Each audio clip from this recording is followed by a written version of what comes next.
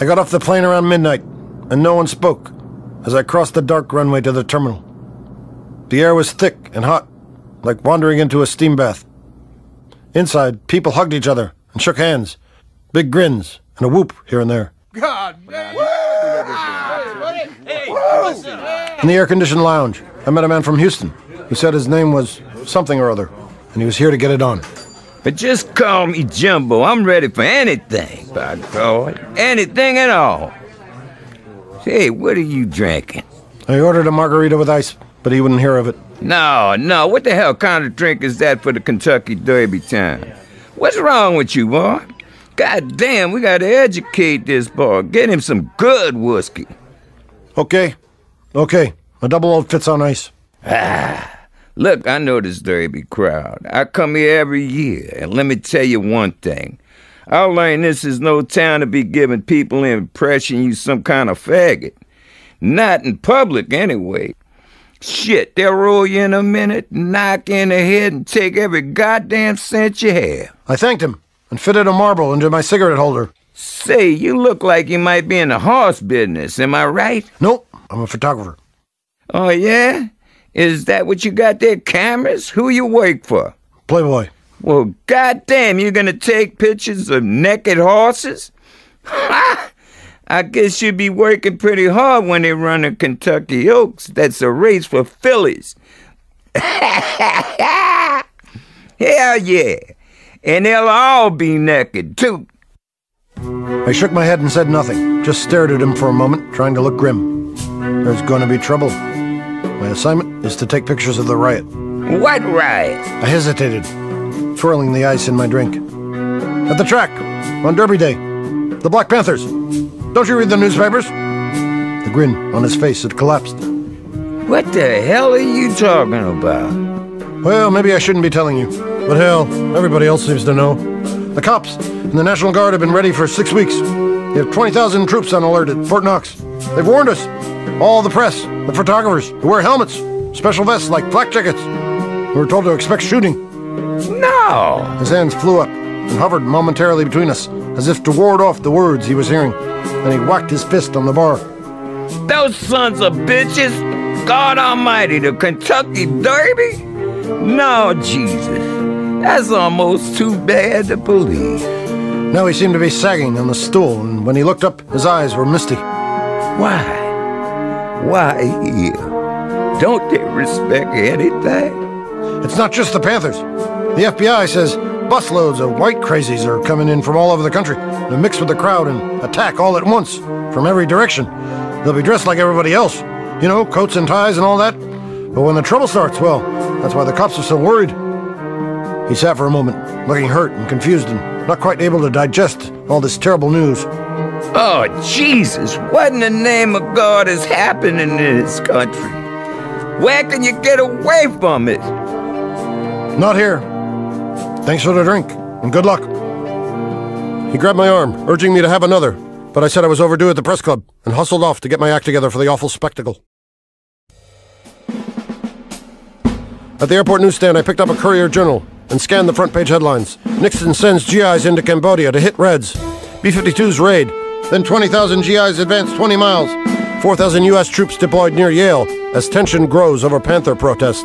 At the bottom of the page was a photo of Diane Crump, soon to become the first woman jockey ever to ride in the Kentucky Derby. The photographer had snapped her stopping in the barn area to fondle her Mount Fathom. The rest of the paper was spotted with ugly war news and stories of student unrest. There was no mention of any trouble brewing at a university in Ohio called Kent State.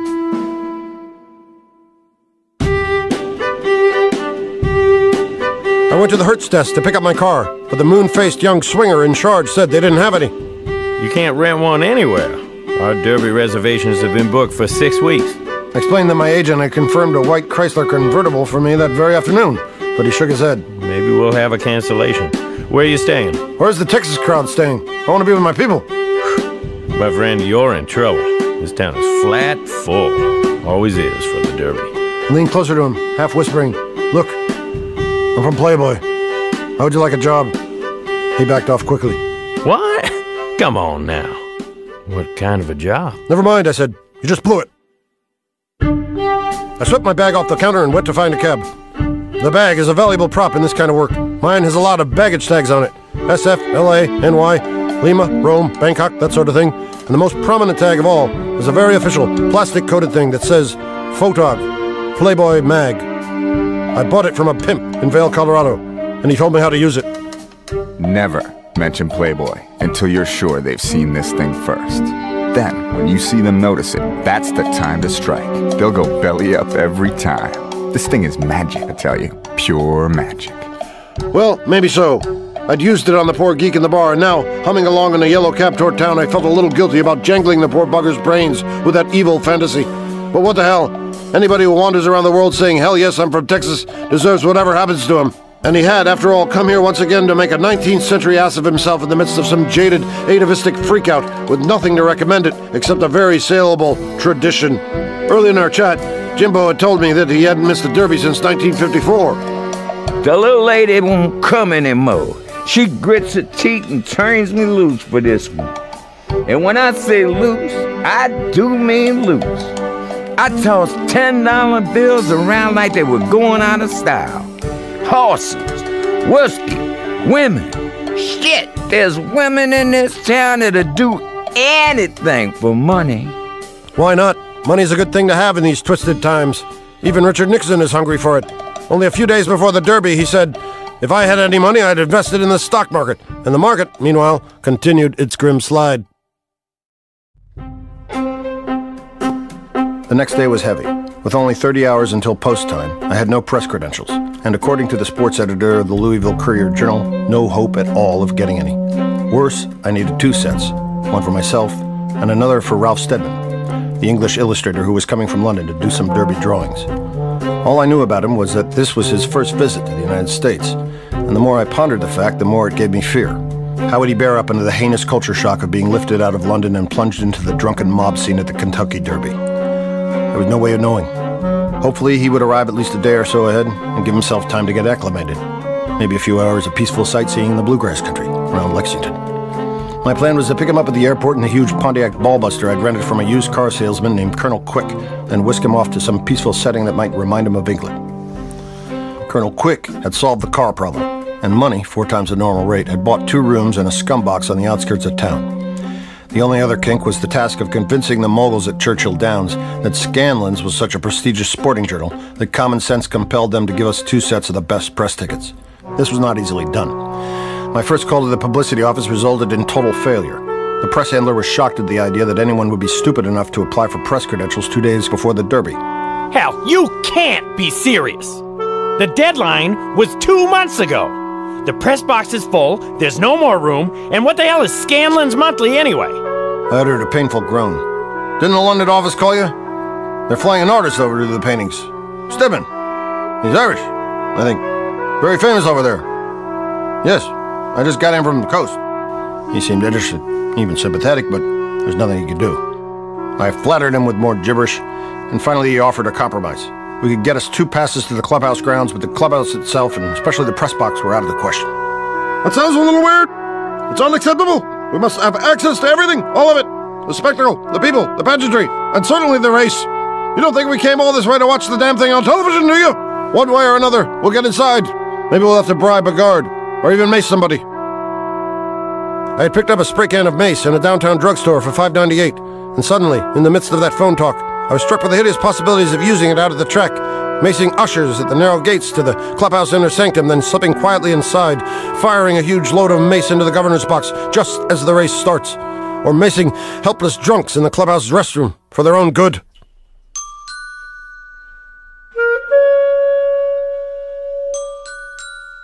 By noon on Friday, I was still without press credentials and still unable to locate Stedman. For all I knew, he'd changed his mind and gone back to London. Finally, after giving up on Stedman and trying unsuccessfully to reach my men in the press office, I decided my only hope for credentials was to go out to the track and confront the man in person with no warning, demanding only 1 pass now instead of 2, and talking very fast with a strange lilt in my voice like a man trying hard to control some inner frenzy. On the way out, I stopped at the motel desk to cash a check. Then, as a useless afterthought, I asked if by any wild chance a Mr. Stedman had checked in. The lady on the desk was about 50 years old, very peculiar looking. When I mentioned Stedman's name, she nodded, without looking up from whatever she was writing, and said in a low voice, "You bet he did. Yes, indeed. Mr. Stedman just left for the racetrack, a friend of yours. I shook my head. I'm supposed to be working with him, but I don't even know what he looks like. Now, goddammit, I'll have to find him in the mob at the track. Oh, you won't have any trouble finding him. You could pick that man out of any crowd. Why? What's wrong with him? What does he look like? Well, he's the funniest looking thing I've seen in a long time. He has this growth all over his face. As a matter of fact, it's all over his head. You'll know him when you see him. Don't worry about that. Creepy Jesus, I thought. That screws the press credentials. I had a vision of some nerve-rattled geek all covered with matted hair and stringwarts showing up at the press office and demanding Scanlon's press packet. Well, what the hell? We could always load up on acid and spend the day roaming around the clubhouse grounds with sketch pads, laughing hysterically at the natives, and swilling mint juleps so the cops wouldn't think we're abnormal. Perhaps even make the act pay. Set up an easel with a big sign saying, "Let a foreign artist paint your portrait. $10 each. Do it now!" I took the expressway out to the track, driving very fast and jumping the monster car back and forth between lanes, driving with a beer in one hand and my mind so muddled that I almost crushed a Volkswagen full of nuns when I swerved to catch the right exit. There was a slim chance I thought that I might be able to catch the ugly Britisher before he checked in. But Stedman was already in the press box when I got there. A bearded young Englishman wearing a tweed coat and RAF sunglasses. There was nothing particularly odd about him. No facial veins or clumps of bristly warts. I told him about the motel woman's description, and he seemed puzzled. "Don't let it bother you," I said. "Just keep in mind for the next few days that we're in Louisville, Kentucky. Not London. Not even New York. It's a weird place. You're lucky that mental defective at the motel didn't jerk a pistol out of the cash register and blow a big hole in you." I laughed, but he looked worried.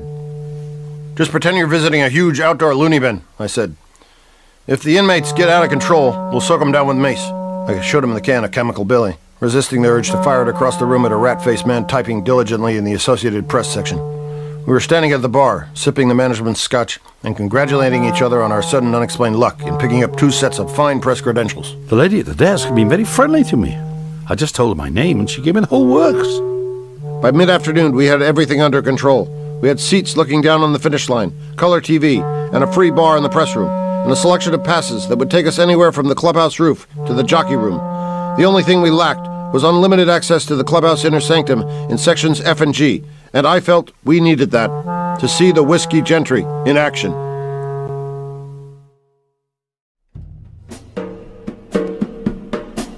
The governor, a swinish neo-Nazi hack named Louis Nunn, would be in G, along with Barry Goldwater and Colonel Sanders. I felt we'd be legal in a box in G, where we could rest and sip juleps, soak up a bit of atmosphere and the Derby's special vibrations. The bars and dining rooms are also in F and G, and the clubhouse bars on Derby Day are a very special kind of scene. Along with the politicians, society belles, and local captains of commerce, every half-mad dingbat who ever had any pretensions to anything at all within 500 miles of Louisville will show up there to get strutting drunk and slap a lot of backs and generally make himself obvious.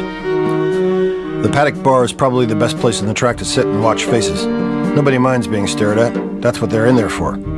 Some people spend most of their time in the paddock. They can hunker down at any one of the many wooden tables, lean back in a comfortable chair, and watch the ever-changing odds flash up and down on the big tote board outside the window. Black waiters in white serving jackets move through the crowd with trays of drinks, while the experts ponder their raising forms, and the hunchbitters pick lucky numbers or scan the lineup for right-sounding names. There's a constant flow of traffic to and from the pari-mutuel windows outside in the wooden corridors. Then, as post time nears, the crowd thins out as people go back to their boxes. Clearly, we were going to have to figure out some way to spend more time in the clubhouse tomorrow, but the walk-around press passes to F and G were only good for 30 minutes at a time, presumably to allow the newspaper types to rush in and out for photos or quick interviews, but to prevent drifters like Stedman and me from spending all day in the clubhouse harassing the gentry and rifling through the odd handbag or two while cruising around the boxes, or macing the governor.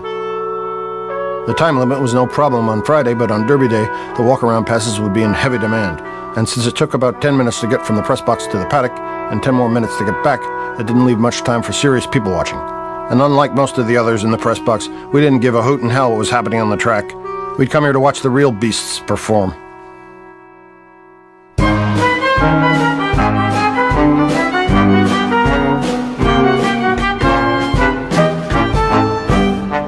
Later, Friday afternoon, we went out on the balcony of the press box, and I tried to describe the difference between what we were seeing today and what would be happening tomorrow. This was the first time I'd been to a derby in 10 years, but before that, when I lived in Louisville, I used to go every year.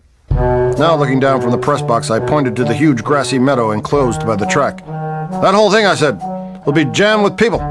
50,000 or so, most of them staggering drunk. It's a fantastic scene.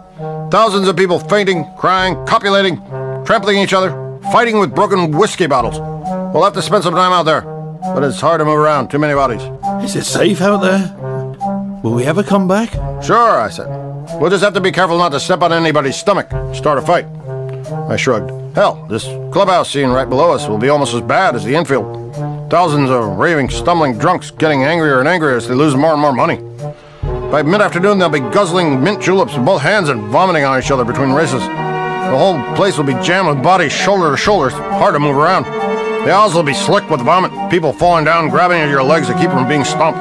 Drunks pissing on themselves in the betting lines, dropping handfuls of money and fighting to stoop over and pick it up. He looked so nervous that I laughed. I'm just kidding, I said. Don't worry. At the first hint of trouble, I'll start pumping this chemical Billy into the crowd. He had done a few good sketches, but so far we hadn't seen that special kind of face that I felt we would need for our lead drawing.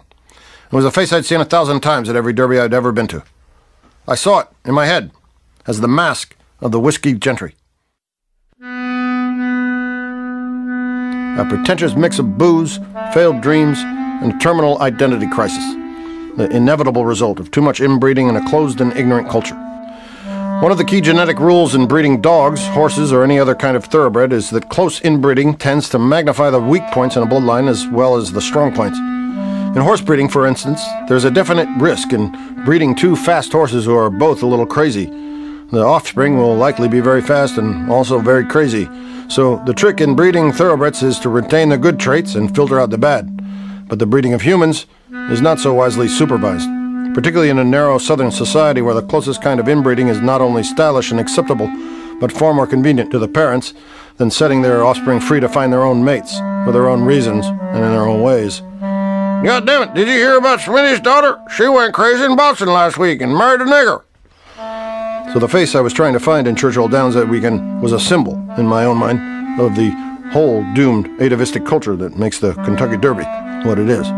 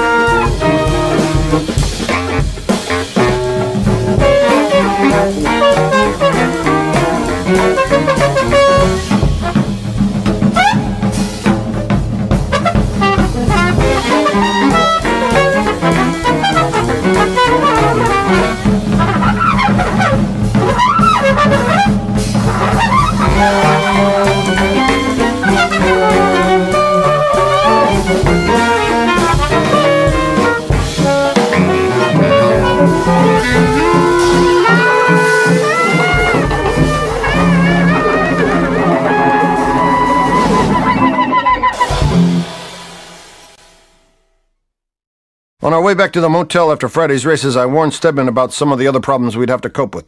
Neither of us had brought any strange illegal drugs, so we would have to get by on booze. You should keep in mind, I said, that almost everybody you talk to from now on will be drunk. People who seem very pleasant at first might suddenly swing at you for no reason at all." He nodded, staring straight ahead. He seemed to be getting a little numb, and I tried to cheer him up by inviting him to dinner that night with my brother. Back at the hotel, we talked for a while about America, the South, England, just relaxing a bit before dinner. There was no way either of us could have known at the time that it would be the last normal conversation we would have.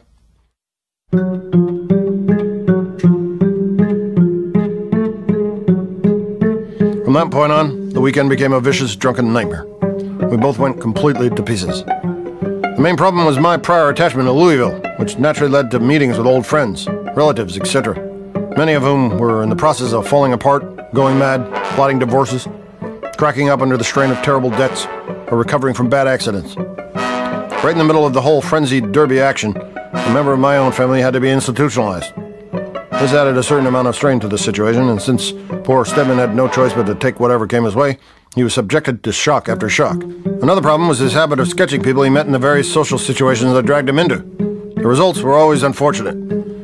I warned him several times about letting the subjects see his foul renderings, but for some perverse reason he kept doing it.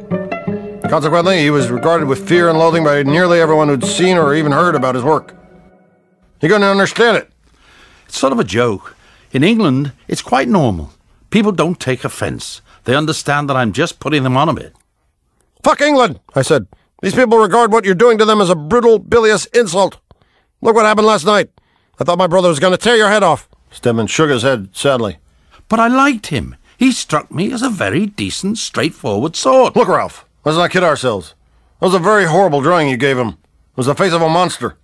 It got on his nerves very badly. Why in hell do you think we left the restaurant so fast?" Oh, I thought it was because of the mace.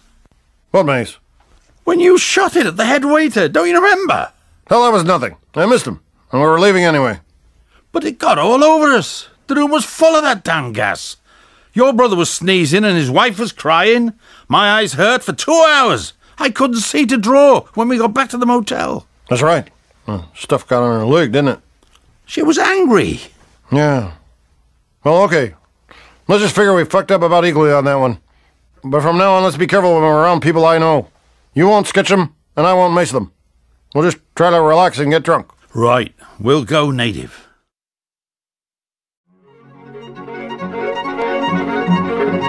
It was Saturday morning, the day of the big race, and we were having breakfast in a plastic hamburger palace called the Fish Meat Village. Our rooms were just across the road in the brown suburban hotel. They had a dining room, but the food was so bad that we couldn't handle it anymore. The waitresses seemed to be suffering from shin splints. They moved around very slowly, moaning, and cursing the darkies in the kitchen. Stedman liked the fish meat place because it had fish and chips. I preferred the French toast, which is really pancake batter fried to the proper thickness and then chopped out with a sort of cookie cutter to resemble pieces of toast. Beyond drink and lack of sleep, our only real problem at that point was the question of access to the clubhouse. Finally, we decided to go ahead and steal 2 passes if necessary, rather than miss that part of the action. This was the last coherent decision we were able to make for the next 48 hours. From that point on, almost from the very moment we started out to the track, we lost all control of events and spent the rest of the weekend churning around in a sea of drunken horrors. My notes and recollections from Derby Day are somewhat scrambled. But now, looking at the big red notebook I carried around all through that scene, I see more or less what happened.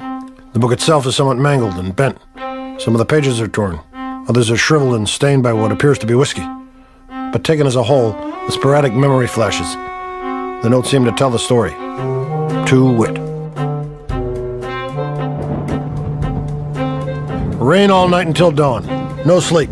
Christ, here we go. A nightmare of mud and madness. But no. By noon, the sun burns through. Perfect day. Not even human. Stedman is now worried about fire. Somebody told him about the clubhouse catching on fire 2 years ago. Could it happen again? Horrible. Trapped in the press box. Holocaust. 100,000 people fighting to get out. Drunk screaming in the flames and the mud. Crazed horses running wild. Blind in the smoke. Grandstand collapsing into the flames with us on the roof. Poor Ralph is about to crack. Drinking heavily into the Hague. Out to the track in a cab. Avoid that terrible parking in people's front yards. $25 each. Toothless old men on the street with big signs. Park here. Flagging cars in the yard. That's fine, boy. Never mind the tulips. He had wild hair on his head. Straight up like a clump of reeds. Sidewalks full of people, all moving in the same direction, towards Churchill Downs. Kids hauling coolers and blankets. Teeny boppers in tight pink shorts, many blacks. Black dudes in white felt hats with leopard skin bands. Cops waving traffic along. The mob was thick for many blocks around the track. Very slow going in the crowd, very hot. On the way to the press box elevator, just inside the clubhouse, we came on a row of soldiers all carrying long white riot sticks. Almost 2 platoons with helmets. A man walking next to us said they were waiting for the governor and his party. Stedman eyed them nervously. Why do they have those clubs? Black Panthers, I said. Then I remembered good old Jimbo at the airport, and I wondered what he was thinking right now. Probably very nervous.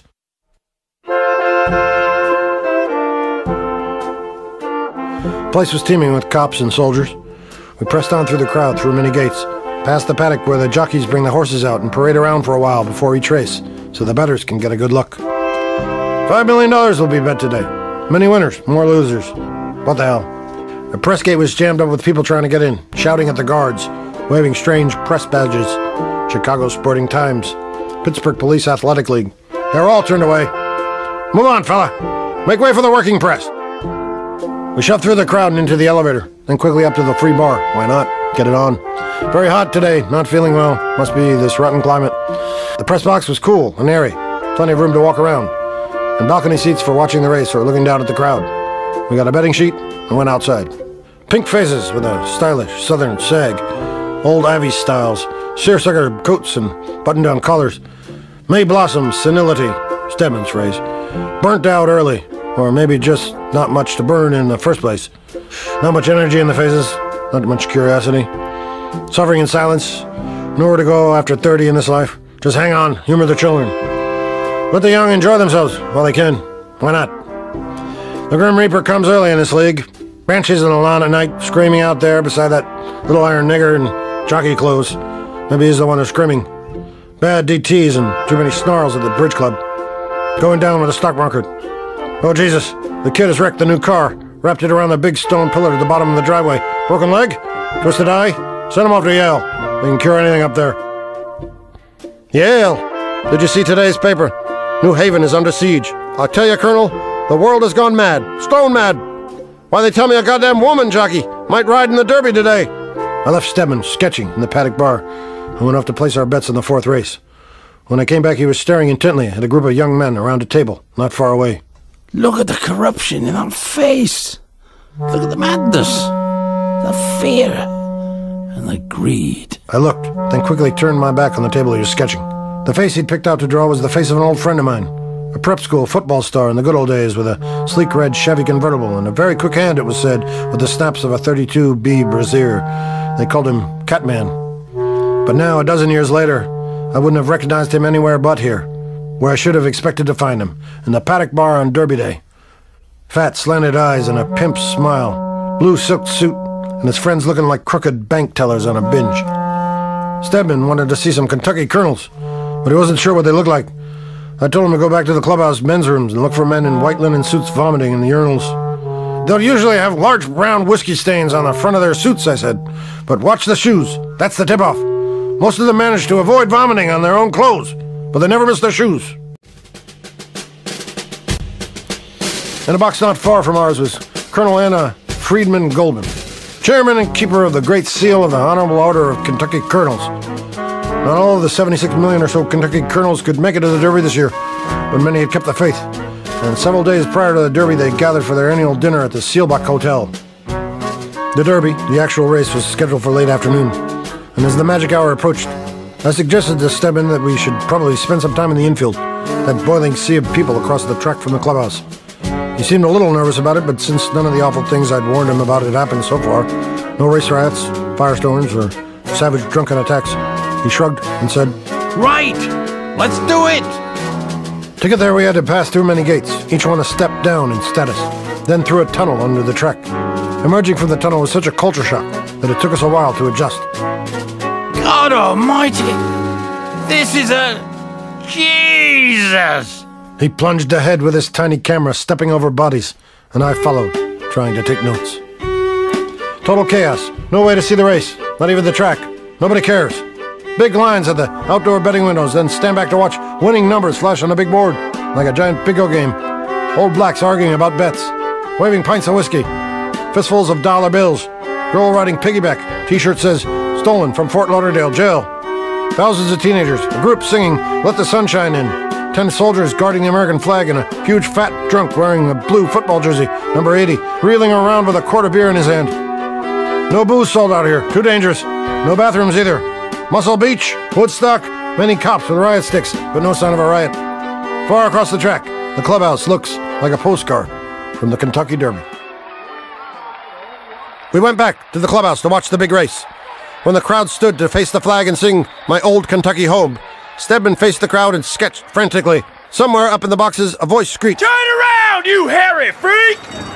The race itself was only 2 minutes long, and even from our super status seats and using 12-power glasses, there was no way to see what was really happening. Later, watching a TV rerun in the press box, we saw what happened to our horses. Holy Land, Ralph's Choice, stumbled and lost his jockey in the final turn. Mine, Silent Screen, had the lead coming into the stretch, but faded to 5th at the finish. The winner was a 16-to-1 shot named Dusk Commander. Moments after the race was over, the crowd surged wildly for the exits, rushing for cabs and buses. The next day's Courier told of violence in the parking lot. People were punched and trampled. Pockets were picked. Children lost. Bottles hurled. But we missed all this, having retired to the press box for a bit of post-race drinking. By this time we were both half crazy from too much whiskey, sun fatigue, culture shock, lack of sleep, and general dissolution. We hung around the press box long enough to watch a mass interview with the winning owner, a dapper little man named Lehman, who said he'd just flown into Louisville that morning from Nepal, where he'd bagged a record tiger. The sports writers murmured their admiration, and a waiter filled Lehman's glass with Chivas Regal. He just won $127,000 with a horse that cost him $6,500 2 years ago.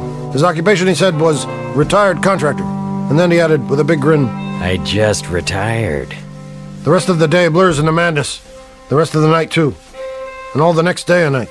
Such horrible things occurred that I can't bring myself even to think about them now, much less put them down in print. One of my clearest memories of that vicious time is Ralph being attacked by one of my old friends in the billiard room of the Pendennis Club in downtown Louisville on Saturday night. The man had ripped his own shirt open to the waist before deciding that Ralph was after his wife. No blows were struck, but the emotional effects were massive. Then, as a sort of final horror, Stedman put his fiendish pen to work and tried to patch things up by doing a little sketch of the girl he'd been accused of hustling. That finished us in the Pendennis. Sometime around 10:30 Monday morning, I was awakened by a scratching sound at my door. I leaned out of bed and pulled the curtain back just far enough to see Stedman outside. What the fuck do you want? What about having breakfast? I lunged out of bed and tried to open the door, but it caught on the night chain and banged shut again. I couldn't cope with the chain. The thing wouldn't come out of the track. So I ripped it out of the wall with a vicious jerk on the door. Ralph didn't blink. Bad luck. I could barely see him. My eyes were swollen, almost shut, and the sudden burst of sunlight through the door left me stunned and helpless, like a sick mole. Stedman was mumbling about sickness and terrible heat. I fell back in the bed and tried to focus on him as he moved around the room in a very distracted way for a few moments, then suddenly darted over to the beer bucket, seized a Colt 45. Christ, you're getting out of control! He nodded and ripped the cap off, taking a long drink. You know, this is really awful. I must get out of this place. The plane leaves at 3:30. I don't know if I'll make it. I barely heard him. My eyes had finally opened enough for me to focus on the mirror across the room, and I was stunned to the shock of recognition. For a confused instant, I thought that Ralph had brought somebody with him, a model for that one special face we'd been looking for. There he was, by God! A puffy, drink-ravaged, disease-ridden caricature, like an awful cartoon version of an old snapshot in some once-proud mother's family photo album. It was the face we'd been looking for, and it was, of course, my own. Horrible. Horrible. Maybe I should sleep a while longer, I said. Why don't you go on over to the fish meat place and eat some of those rotten fish and chips? Then come back and give me around noon. I feel too near death to hit the streets at this hour. He shook his head. No, I think I'll go back upstairs and work on those drawings for a while. I tried to work earlier, but my hands kept trembling. It's terrible. You gotta stop this drinking. I know. This is no good at all. But for some reason, it makes me feel better. Not for long. You'll probably collapse into some kind of hysterical DTs tonight, probably just about the time you get off the plane at Kennedy. They'll zip you in a straitjacket, drag you down to the tombs, and beat you on the kidneys with big sticks until you straighten out. He shrugged and wandered out, pulling the door shut behind him. I went back to bed for another hour or so, and later, after the daily grapefruit juice run to the Night Owl Food Mart, we had our last meal at Fish Meat Village. A fine lunch of dough and butcher's offal, fried in heavy grease. By this time, Ralph wouldn't order coffee, kept asking for more water. It's the only thing they have that's fit for human consumption. Then, with an hour or so to kill before he had to catch the plane, we spread his drawings out on the table and pondered them for a while, wondering if he'd caught the proper spirit of the thing. But we couldn't make up our minds. His hands were shaking so badly that he had trouble holding the paper. And my vision was so blurred that I could barely see what he'd drawn. Shit!